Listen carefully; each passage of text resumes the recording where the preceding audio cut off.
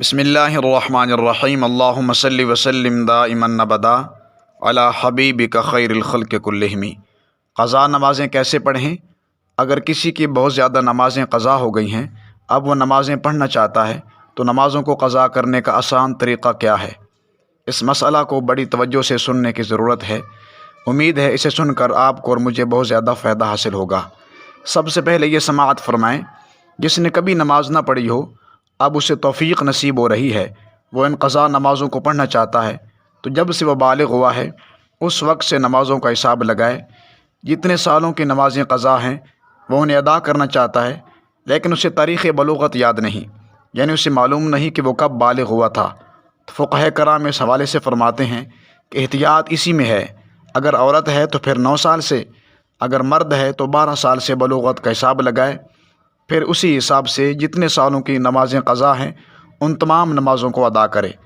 قضا نمازوں کے حوالے سے یہ بات ذہن نشین فرما لیں، قضا نمازیں ہر روز کی 20 رکعات ہیں، یعنی قضا نمازوں میں سنتیں اور نفل نہیں پڑھے جاتے، صرف فرض اور واجب کی قضا کی جائے گی، یعنی فجر کے 2 فرض، ظہر کے 4 فرض، عصر کے 4 فرض، مغرب کے 3 فرض، عشاء کے 4 فرض اور 3 وتر، ان کی قضا کی جائے گی۔ اس کے علاوہ جو سنتیں اور نفل ہیں ان کی قضا نہیں کی جائے گی۔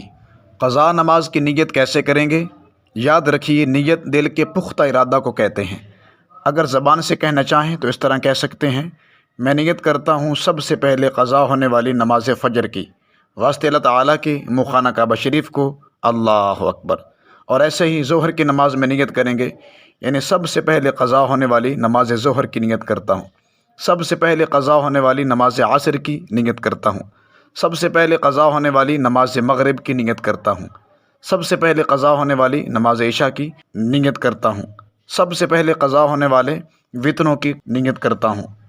قضا نماز کے حوالے سے جب بھی نیت کریں گے تو کہیں گے سب سے پہلے جو قضا ہوئی ہے اس نماز کی نیت کرتا ہوں، کیونکہ جو نماز ہم ادا کر لیتے ہیں اس سے ہم بری الذمہ ہو جاتے ہیں۔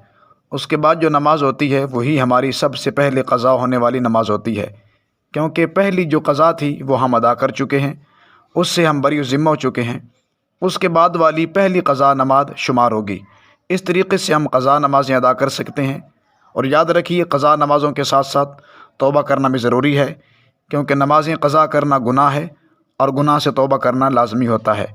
نمازوں کو قضا کرنے کے سلسلے میں یہ بات بھی یاد رکھیے گا، ظہر کی قضا ظہر کے وقت میں، عصر کی قضا عصر کے وقت میں اور مغرب کی قضا مغرب کے وقت میں کرنا ضروری نہیں ہے، بلکہ جب بھی وقت ملے تو ایک وقت میں کئی نمازیں قضا کی جا سکتی ہیں۔